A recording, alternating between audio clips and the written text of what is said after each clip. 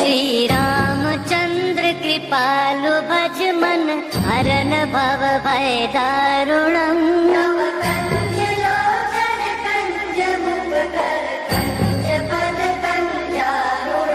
कंदर्प अगणित अमित छवि नव नील नीरज सुंदरम।